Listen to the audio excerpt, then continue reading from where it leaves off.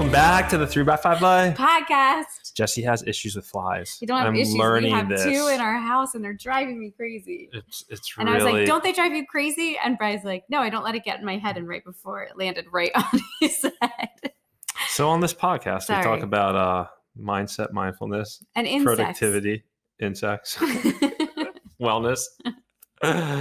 Last week, we spoke about living your life in 30-day challenges, which I'm still trying to outline what I could do over the next 12 months. Are you going to set one for October since September's underway, or are we going to finish up September with a new one? There's some things I'm implementing in September, but the fly just did dive bomb me. And Jesse's loving every second of it. But I want to start off clean in October because we're going to be traveling. Like your definition of clean, like all of that whole. You said you want to start off clean, like a clean 30 days. Oh, in October, because we're going to Acadia National Park. So got it. I thought you meant you have those established clean days, and I was like, oh well, aren't we are you just giving up on September? Always have the clean days. Anywho, so, anyway, so this week we teased it a little bit last week. We're talking about accountability. Mm-hmm. Accountability equals consistency, which equals goal achieving. And what's interesting is if you think about our youth when we were young, we had built-in accountability systems. We had our parents, in most households, not every household, telling you to eat your vegetables, telling you to go to bed, telling you to wake up this hour so you could get prepared in time for school. Then we had our teachers telling us to, get to class, telling us to study for a test, all those things. Coaches talking about giving 110% or, getting your workouts in. So we had that. And then when we turned 18 and we had this freedom, if those who transitioned to, living on their own or going to college. Even in college, you had supports in place. You had an advisor. You had people who were But there was the slippery slope started though. Yes, in college. Absolutely. You definitely had more freedom, but there was still pieces in place that sometimes you could rely on. But if you took advantage of them, like myself. And then, yes, not like Brian. Goody two shoes. But as you get a career, obviously you're not going to miss that meeting with a client or that meeting with your boss, but you will miss that meeting with your body. Those things that your parents kind of had you try to do, eating healthy and taking care of yourself, sleeping, to bed, that's all gone. So we have to almost reinvent or create these either artificial or real accountability systems in our life to help us flourish, to help us achieve these goals that we're all striving for. And it's really hard to be self-motivated to drive it forward. So there's almost I recently heard about almost 5 levels of accountability. So if you want to talking about this the other night, you want to run through the first few. I remember you talking about the first one being accountable to yourself. So that's almost like an integrity piece or a word to yourself, giving yourself your word.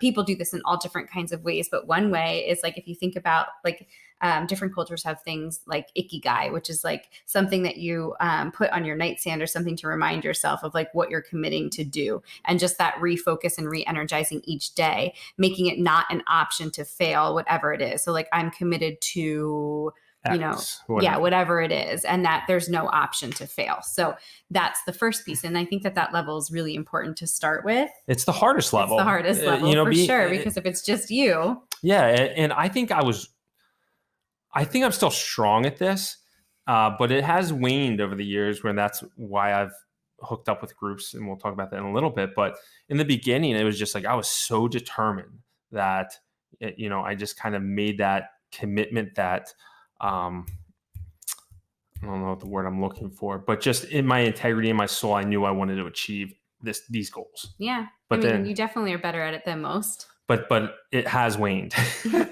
With some things, I think for you too, you are so consistent to a fault that even when you feel like you slip up at all, you feel like it's massive because the impact is so much bigger than someone who ebbs and flows. I'm going to Mr. Miyagi this fly.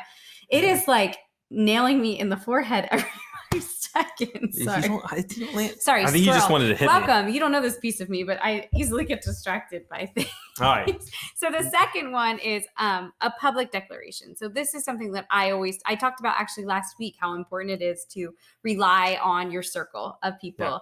Yeah. Make a public declaration. Sometimes people like to do this via social media, so that it's out there in the world. And sometimes just saying it to another human being makes you feel immediately more accountable to whatever it is that you're trying to do. So it could be to a spouse, it could be to, a group of friends, it could be publicly on Facebook, it could be with colleagues at work, whatever that looks like.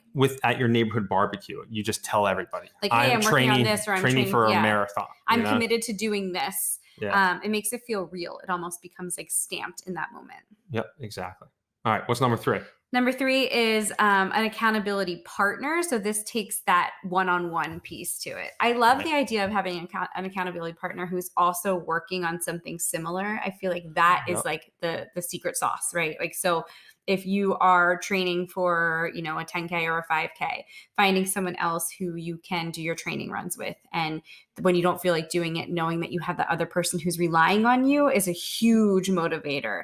And so it's that integrity piece of yourself, right? Like, so committing to yourself, it's making a public declaration like out into the world. And then the third one that I just talked about was finding that one person who might be on a similar path to you and trying to implement something similar so that you can feed off each other and then also be there to support and cheerlead for each other too. Yeah. And then the fourth one that I think is actually the most impactful of all 5 is start an accountability group. So 3, 5, 8, 10 people, and you lead that group. And if you lead that group, then you're going to have to set the example. You can't show up. So, you could have like calls on Sunday where everybody checks in on Sunday. I committed to, and then you go around the horn and say, I committed to this last week and I did this. And this coming week, I'm committing to this, So, and everybody hears it. And if you lead the group, you're taking the notes. And then at the end of the call, you can send out a group text message, be like, Jessie committed to this for the next week. And then if you're leading that group, you truly have to take accountability of the group, not just the things you're trying to achieve.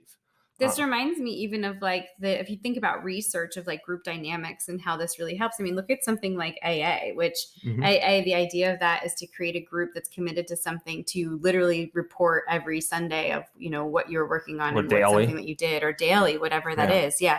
So I think that that idea of creating a group that holds each other accountable and checks in with each other regularly, I think that is awesome. And if you can lead it, even better. Yep. And the last one, the most expensive one, but is hiring a coach. I have a coach. I had my coaching call today, and he gave me my homework, which was essentially my accountability for next week. And so when I have my call with him next week, I mean, I'm not going to show up to that call without those things being done, or I know, I'm going to be letting him down, letting myself down, and it's just going to be an awkward way to start out the call. So the last one is, if you're interested in hiring a coach, and that could be, an athletic coach, a personal trainer, a health coach. Yeah, health coach. If you're trying to change your diet, a mindset coach, coach, business coach. So you could have all these different areas of your life. Whatever you're focusing on is you could get an accountability coach for that specific area: business, wellness, fitness. I mean, there's something to be said too, like seeing Bryan. So I do some health. I'm a certified health coach. I don't know if I talked about this on here. And I've done some health coaching in the past. And I do it as an actual course for my grad students too, where I do one-on-one coaching calls with them. And it's funny how often people say, like, I would never have tried this if I didn't know that I was going to talk to you at the end of the week, or if I didn't know.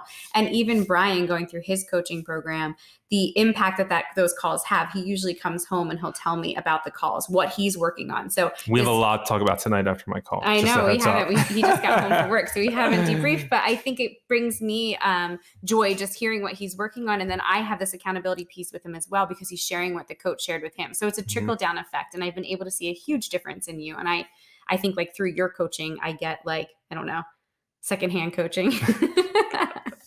So you won't regret it, is what I'm saying. Yes. If you do kind of dive in or look for somebody who can help in those ways. Yeah. So those are the 5 levels of accountability. Again, accountability is going to create consistency. Consistency is the key that's going to unlock your goals. So remember that, take this seriously, and until next week, guys, enjoy. Take care. We are all